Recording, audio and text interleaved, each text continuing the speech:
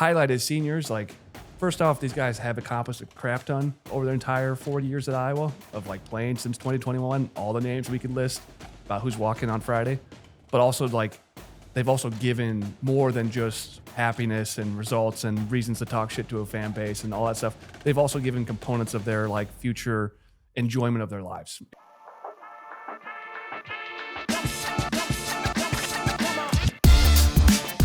Welcome back to the ANF Podcast, where we cover Iowa sports. We're going to do a breakdown of the Iowa versus Maryland game, and then after that, move into a preview of Iowa versus Nebraska, kick it off with a discussion around the seniors, and then wrap it up with some picks. I think initial impressions from the Iowa-Maryland game is that Iowa is incredibly successful in sleepy environments. We talked about this incessantly in 2020, how Iowa just shows up and doesn't matter if anyone's there, they're going to beat your ass. That's an odd feeling from another team. It's like, you guys are playing in front of 45 people and you still want to kill me. Yeah.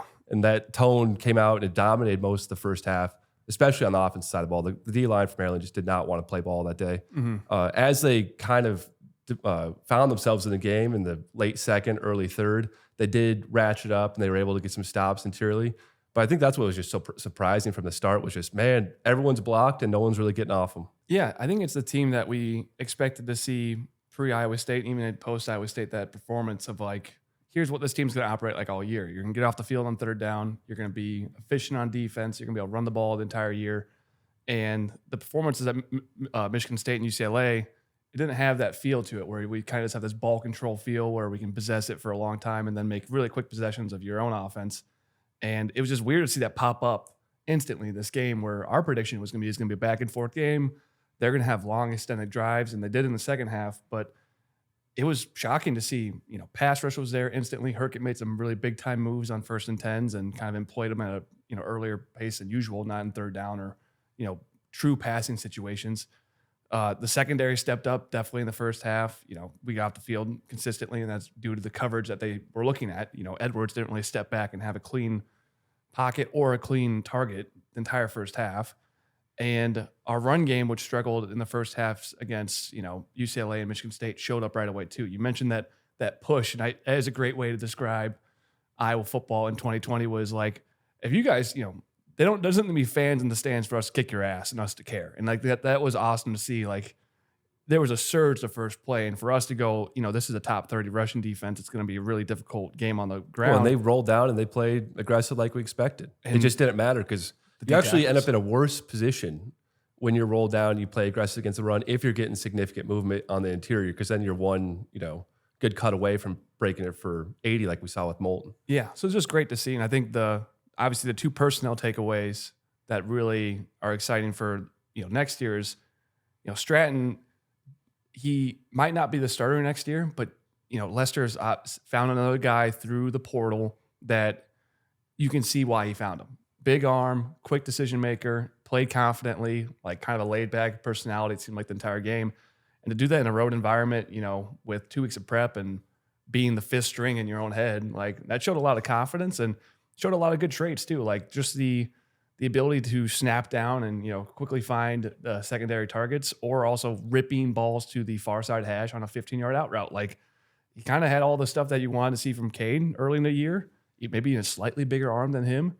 And it just proves to Lester's obviously ability to see quarterbacks that this guy was sitting on the bench at Colorado State. Nobody, really wanted him. I think he was originally committed to Washington. Well, his stats coming into the game were like 7 for 25 over his career. Right. And I think he was third string at Colorado State, maybe even fourth. Yeah. So Lester could spot that talent and then bring him in. And then obviously still Brian Sullivan as well. So it's a good viewpoint for like future development of the position that we've brought in 2 portal guys. And it's probably the 2 best quarterback performances we've had in outside of Cade, in backup roles for sure. Yeah. And even starting roles, we've got over quarterback forever, but just a good sign to see that, he's developing that position group well and he's teaching them well to play with confidence.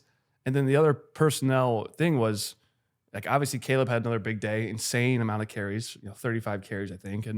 But Moulton outside the fumble, you can tell when you overlaid Moulton and Caleb Johnson's first 5 steps of reads where he's hitting the hole and accelerating.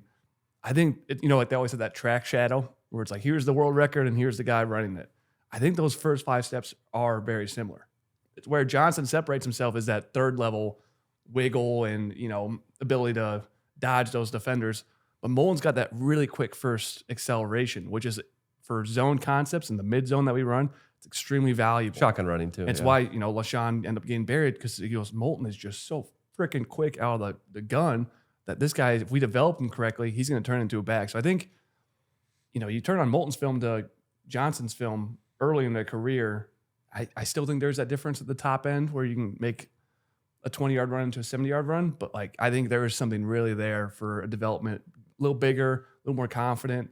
I think he's the bell cow next year when Johnson eventually moves on. I think Moulton and maybe the addition of another running back, we talked about Brevin Dahl in the recruiting process being a guy that we hope can step up. He has, top end speed and could add a different dimension to what we can currently offer on the field. Weegen's probably the only guy with similar speed to him when it comes to straight line. A couple of things I wanted to break into though with the Maryland play calling. So what we saw from Loxley is essentially the passing version of Brian Ferentz, where he didn't do any window dressing. If he got the look he liked at the pre-snap, they were going to go out. I think it allowed our DNs to play incredibly fast on the edge. That's why we saw pressure really develop early and often. It's just not a common thing for us because usually we're having to, those guys have responsibility on jet motion. They have got responsibility on counter. And if you're not showing anything pre-snap, you're not showing anything from a fakes perspective. A lot of it was just running backs entering the route immediately too. You didn't see a lot of play action. So that equation for, the Iowa defense to process where they're probably leaning 65% pass every single possession, especially 1st and 10. We've just seen us be really successful against Maryland for that reason. Because we're like, if you want to pass, this is what we do best. We're going to drop into our coverages and read this correctly.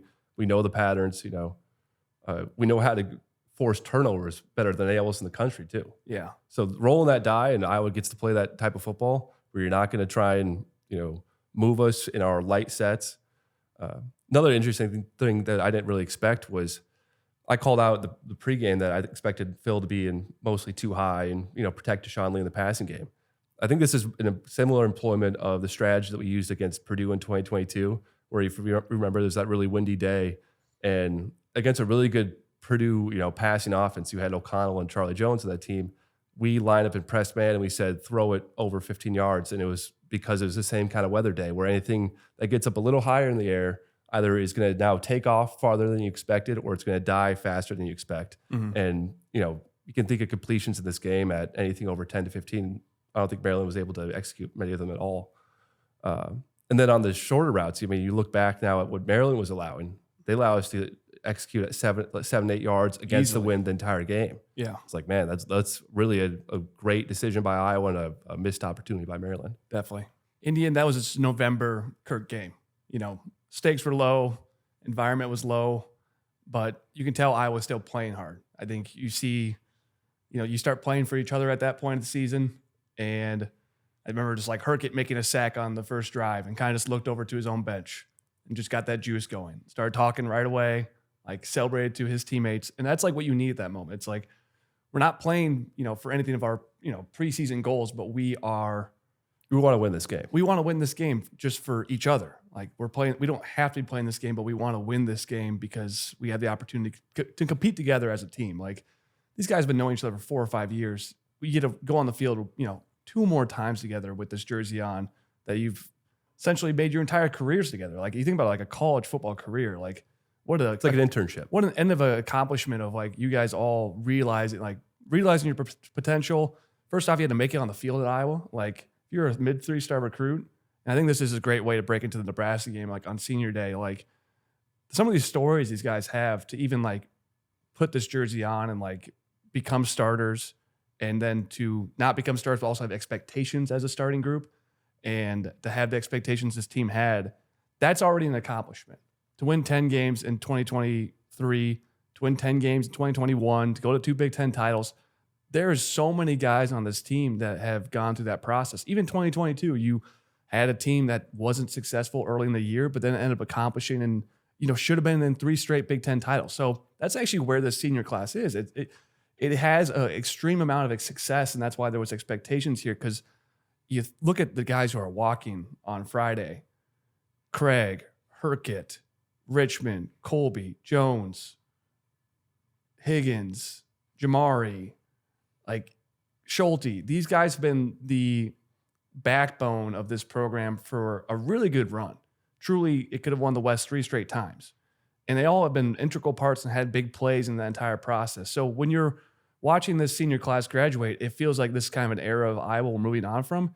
And they should be very proud of what they've done at Iowa, not only of like becoming starters at a really difficult program to become starters at, but also what they've accomplished. And I think that's what we want to focus on, is not just, this season's disappointment, but look back at these guys' entire careers of what they've done. It's really impressive. And I think you can go into, what these guys aren't just like accomplishing a sporting a goal of like, oh, they made Big Ten title games and they made this. Like as fans, it's like, hell yeah, thanks for doing that. It's been a really fun year to watch. But as a football perspective, it's not basketball, it's not track, it's not college sports. This is something, football is different. It's got a different element to it. Whenever you cross the white line of a football field, you enter into an agreement where your body is now the plaything of this football game.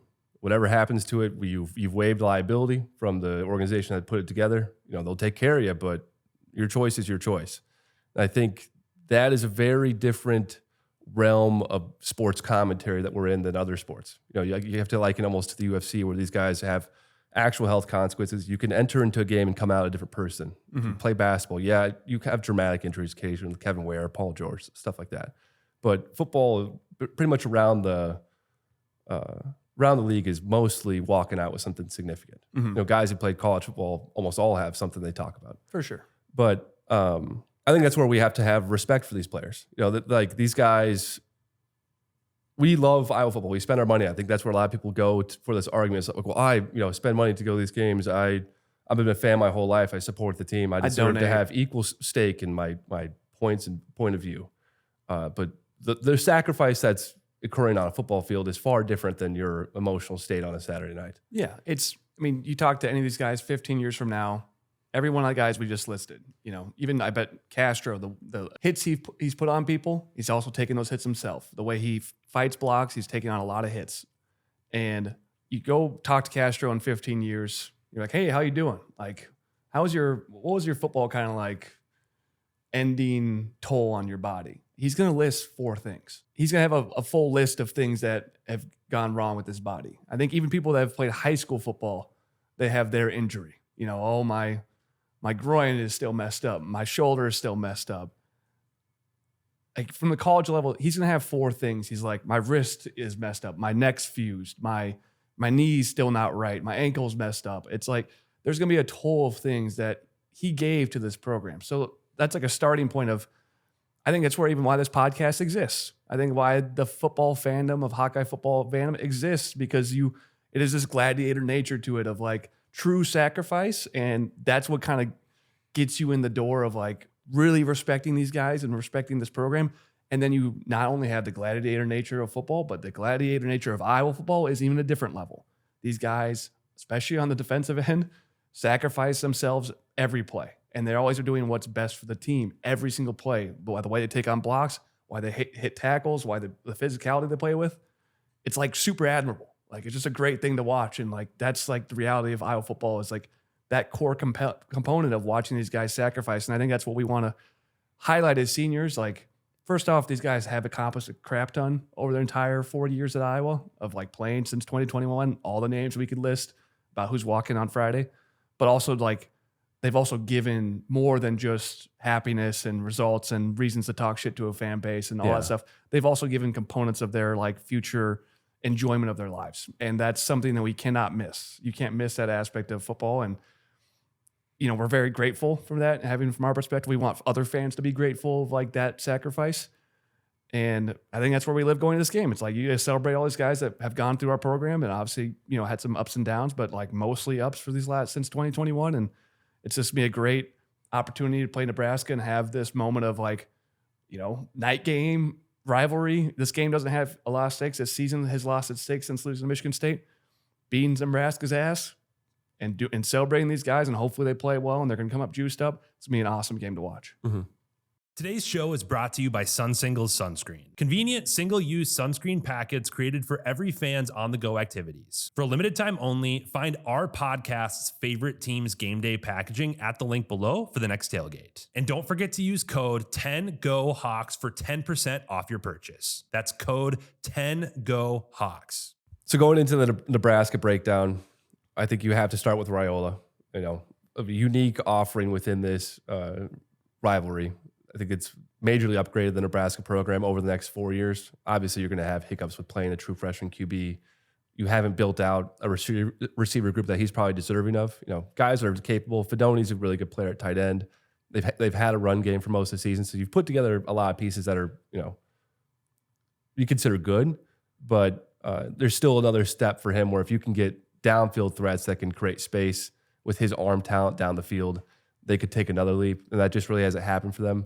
I think on the defensive side of the ball, I think they were another product of the Big Ten West where you had some pretty significant, numbers last year. I think their DC was in contention with the Bros Award with Phil last year.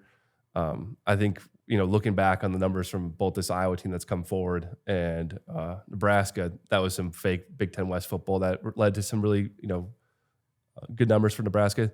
They put together really good games against Ohio State and they put together really good games against Ohio State and Colorado. If you looked at those two games alone, you expect this team to probably be a top 15 program. I'll push back a little bit on the receiver room. I think they've taken probably the best step of the Big Ten West. It's probably pretty close to Minnesota, but like what Raiola could be having at Ohio State and Georgia, they haven't matched that in his receiver room. Because I think Raiola, his throwing motion is pretty much flawless. Like you watch him in the spring game, and then like the first 3 games this year, you're like, holy crap, this guy's just got a perfect way of delivering the ball. It just jumps out of his hand, can hit every part of the field. And doesn't have to force it to. And I think it's still a true freshman. You look at his numbers, they are good for being a true freshman in the Big Ten, especially the schedule they've played. You add in USC and UCLA. Like we know those two programs are pretty good. Like USC beat LSU and UCLA beat us pretty convincingly. Like it's just reality of Big Ten. Those two teams are 6-6, but like that's because the league is really deep this year. And like there are good teams. So I think you look at Raiola going forward, his mobility isn't insane, which is going to be this one part about that's going to hold him back in the NFL, like why you could talk down to it. But in a throwing perspective, this guy as a senior or a junior is going to be really high level. It just depends if they can take the leap of bringing in a 5-star or a 4-star that's going to play in the NFL. I don't know if any of these Nebraska receivers are going to be like, you got to draft them guys. I think, in 3 years, you could be like Banks is playing for Tampa Bay as their 5th receiver. And you're like, oh, that old Nebraska guy. Or Naylor is playing some weird role for, the Seahawks as a, rotational receiver. I think that's where those guys live, which is still a step up for like Minnesota, Wisconsin, Iowa. That's still a better room. But I agree with you that needs to improve if you want to maximize Raiola. I think the running back room and Dowdle and the 2 Johnson bros, I think Raheem and I can't remember the other guy's first name, but Emmett. 3 really good backs. Dowdle's gigantic and fast and good, and he's going to play in the NFL. And the other, both the Johnsons. I think Emmett might be better. Yeah, Emmett's scattier, but Dowdle, when he hits it, like I think Emmett's, I don't know. Both of their backs are really ahead above what we usually see. So just their skill room is talented. And I think that's what, once again, you look at like, well, how's this team like 6 wins? Well, their O-line's played well too. Yeah, they don't have weaknesses that are apparent in the offense. Raiola's obviously a talented guy. It just feels like you're watching another good offense. And it's going to be a tough assignment for Iowa to stop. Now you bring in Holgorsen, they say he's reinvented this offense. I've watched 7 of their games. I saw the ball out quicker. I think that was the one difference. I think they put too much in Raiola's hands to always hit that deep in, always push the ball downfield, and it just didn't have that same flow. Holgorsen simplified it in aspects. I think personnel decisions he's made and kind of pushing the pressure on the players, being more of an asshole, honestly, that's what it sounds like. And that's what's helped their offense a little bit. But it's a good offense. I mean, that's you're not going to hold these guys to less than 20 points and not play a good game. But you have that Kinnick environment that's going to be there, and it's going to be an ornery crowd. Like this is time to exercise some demons. You get Nebraska at night game at home. 3rd downs are going to be loud from the first snap. Well, just even for the Wisconsin game I was just at a couple weeks ago, that was one of the best, if not the best, Kinnick crowd I've experienced in my lifetime. And that was against, an unranked Wisconsin team. But you get a rivalry game in a night game environment where everyone's, showing up pretty tuned up. It's a full day of drinking. Yeah. And Kinnick at night, we said at the end of the Wisconsin game, or I think at the Wisconsin preview, where you said you have to be the significantly better team to win at Kinnick at night. Mm-hmm. Like there's been a couple teams of these lower tier teams that will sneak into a Kinnick night game and get just completely crushed because the environment is just so, beyond crazy. So their defense is a forefront, mostly what we've seen from a lot of these other college teams where you run a lot of match in man-to-man.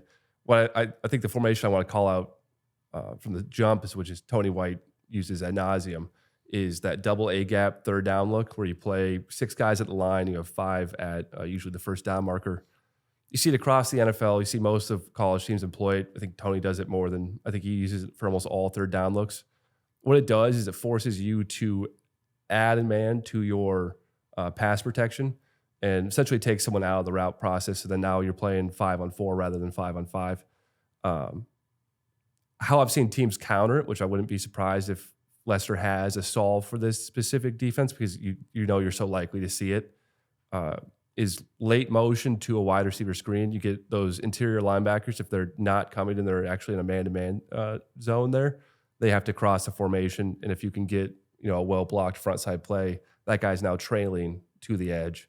And I've seen some teams have some pretty big plays out of that. So I wouldn't be surprised if we see some counters to that look. And it's really their like third down specialty.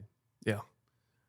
I think we'll see a lot of power looks from Iowa's offense in the run game. Look back to last year's scheme with the polar bear and Ty Robinson in the middle, these 2 6'6", like 320 guys. You don't really want to have them in zone blocking schemes consistently because they're going to be on the outside eye of like the play side guard generally, or whoever's the outside, like they're going to be outside eye of some zone concept generally. And that guy's got to reach him and then win a one-on-one against a guy who's much bigger than him and much stronger. So I think we employ power concepts because then you get a down block on these guys. They're not, super quick, so they're not going to dip under you or dip around you. You can more kind of double team them and have like a wall down, and then you can run more counters. You can run more pin and pulls. I think you saw USC and UCLA develop more of a pin and pull style to the edge because you just kind of want to avoid these two. These are the 2 guys on the defense that you have to avoid. The DNs are solid. The linebackers are solid. All 4 of them don't really flash. Like if you just have to like break them down, don't flash on a consistent basis. You're not turning on the film going, who the hell is that guy? Like they'll have moments, but like no moments of like this guy's best player in the field. So we're going to feel comfortable targeting pretty much anyone in their defense outside those 2D tackles in the run game. Well, one guy you're missing is, I can't think of his last name now, but 48. I saw a couple reps from him where he could close the distance with pace, and he seemed to be a very athletic guy, a guy that we usually have difficulty blocking on the edge. Yeah. But other than that, yeah, I think from their back end, they run very similar concept to what Ohio State does, 4-2-5, where they have this rover kind of quasi-strong safety that plays, at 15 yards in this 5-high look. He'll then roll down and play some interior and then, play a lot of strong safety as well. But them wanting to stay in their base, I think is going to be a big part of this game as well. So we're going to try and force isolations where we have tight ends on safeties. And that's usually where Iowa attacks. Is we can get a weight advantage on you, and we can play this weight advantage from snap 1. And you're like, we're not going anywhere. We're going to run right at this guy who doesn't, he's 205 pounds. Mm-hmm. It'll be interesting how Nebraska adjusts to that. Yeah, because they don't personnel sub. What I saw, it sounds like it's more. And they're like pretty thin. Like I think you saw 16 as or 16 or 17 as their backup D tackle. Yeah, he's 285, so he's not like the other 2 guys. And if you're running a four down scheme against Iowa, where they're seeing a ton of double teams, you're going to need some depth at some point. So yeah, I think that'd be another aspect of this where Iowa late in the game with Kinnick at night. It's good. I mean, that's really what this comes down to is how well do the 2 O-line and D-lines play against each other. And I feel good about Iowa's O-line against this D-line. I don't think they're this unstoppable force. I think you mix in the equation of Iowa playing hyped. Yeah, it's going to be a good running day. Yeah, I think watching back their corners to number 7 and number 6, just massive. Like watching cornerback number 7 and 6, they both have breakdowns in their technique, massive ones. Like I think it's USC, I saw 7 do a complete 360 on the field. Some guy made an out and up movement and he just completely flipped his hips and then just turned his back and just started to run. Like that's just cornerback rule number 1, never do a 360 while guarding somebody. Number 6 had the same thing against the Illinois receiver on their first touchdown. I think Bryant gave him an out move on an RPO and then ran a fly route. And this guy turns his hips to the sideline and then starts to just turn all the way around and run without even looking at the guy. It's just like that's if you did that under Phil, he'd sit you instantly and he'd talk to you for about a month about how you messed up. You just don't see that type of like technique breakdown at Iowa. You'll see guys like make wrong decisions about when to jump a route or not, but you won't see a guy do 360s against when they're guarding a receiver that they just turn their back to because they're just so beat. And that type of stuff is like We have seen that. we've seen it from Iowa players. This year. Deshaun Lee's had a couple reps. I don't know. You gotta watch these reps, man. Like they're unique, is all I'll say. So you have the opportunity to attack them. Once again, 6 against USC. Their speedster, they got him in a bubble screen opportunity. The speedster got it in a small area. The number 6 had the ability to use the sideline to get him out of bounds, and he somehow didn't shove him enough or didn't have the athleticism to push him, and he scored in a situation where I couldn't believe he got in. So I think there's the corners, they do a good a job of getting their eyes back, and I think the entire secondary does, just given their defense. Like Tony White teaches that up well because they've had 2 overthrows against USC and Ohio State, where these guys aren't in the play, but since their eyes are on the QB and they're playing the correct technique, then they can make a play outside their zone. When they see the ball release, they're being fast to the ball. So it's not like these guys are bums, but I think there is opportunities to attack them based on those things we've seen. I don't think these are elite level guys. The body types don't make sense either. 6 doesn't look like a true corner. 7's just a little thin in his legs. Like, I think there's an opportunity to go at both of them. Yeah, it'll be interesting how they attack with Stratton too. This is going to be a really big game for him at home in a rivalry. If you can play well in this role, you could have at least a talk for QB1 next year. Obviously, I think he's an obvious scholarship guy and hopefully going to compete for the backup role next year. But huge moment for him, and it's going to be interesting how our run game develops because I thought we'd struggle against Wisconsin to a certain extent. We didn't struggle at all. I thought against Maryland we'd struggle a tiny bit. It's been such an up and down season from the O-line where you think back to UCLA game where we were getting pushed around in that game. In Ohio State, we're getting pushed around. So whatever O-line shows up in this game, I do think that, on senior day in the environment that's going to happen, you're going to have an O-line very motivated to come out and dominate. It could get ugly. But I think where this is going to lie is Nebraska has always, got up for this game. I don't think there's been a game, maybe since the Mike Riley days, he had a couple teams that quit on us, but for the most part of the Scott Frost, then Matt Rule seems to get his guys to play really hard. Of all the Nebraska coaches, Matt Rule is definitely my favorite.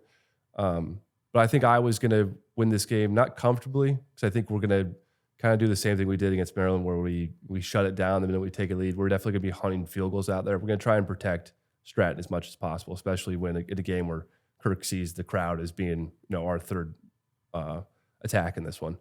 But I'm going to make a prediction of 27-21 Iowa. I like that. I think it's hard not to predict a win. I think the line's a little inflated given a night game.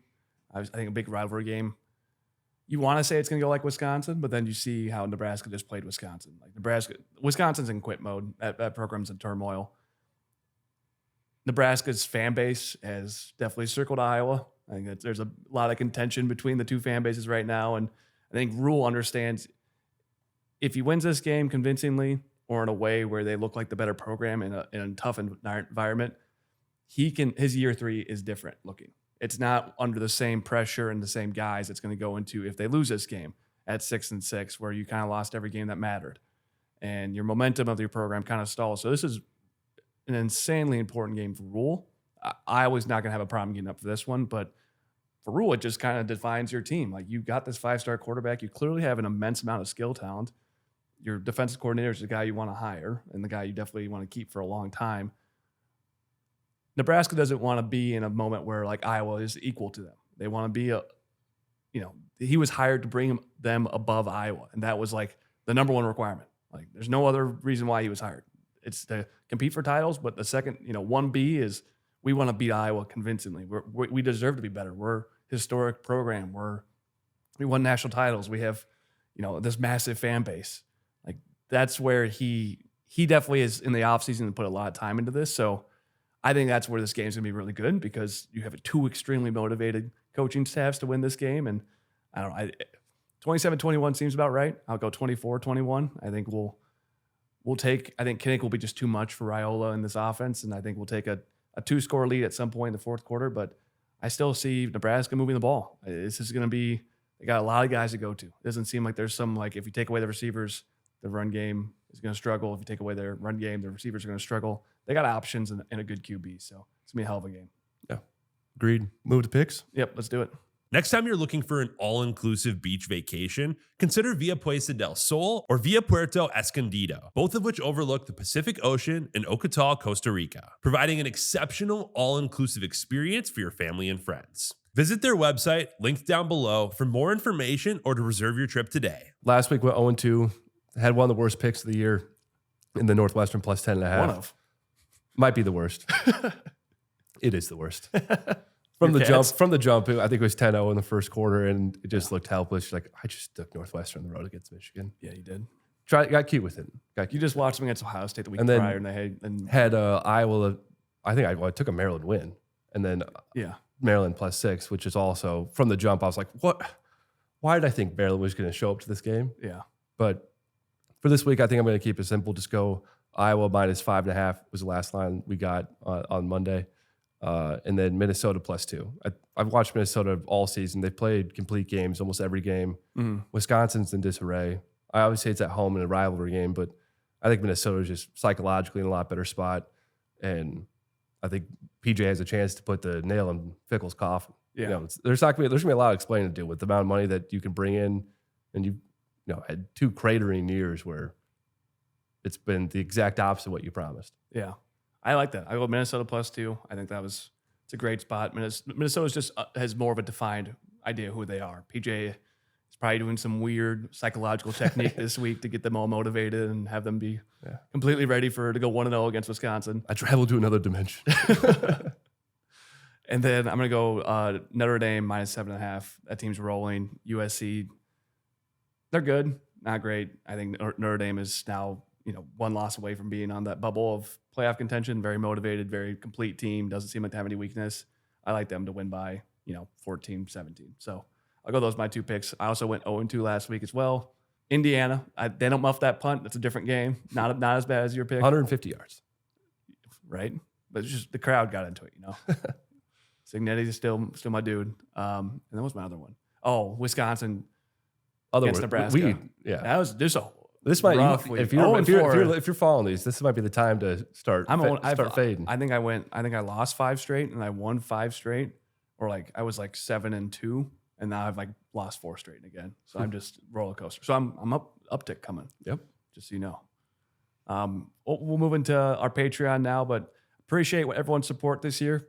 This is gonna be our last episode for about a month until the bowl game. We're not gonna do a post-game Nebraska podcast. We're just gonna enjoy Thanksgiving and Christmas with our families, kind of take some time off to enjoy it. But we really enjoy this podcast. It is an opportunity to build a community. We've created some really great friendships from this, and we're going to continue to do it. I think next year we're going to be excited to do this all over again. And maybe get a whiteboard. I think that was the next edition. We'll start going John Gruden. Yeah, John Gruden's given us a lot of inspiration of how to handle this next year. So, and maybe just have the energy he has every day. Might need some substances to get there, but. And if you've been on the fence about joining our Patreon, we're doing a half-off sale until Cyber Monday. So please go out and join it. It's going to be a great way to support us.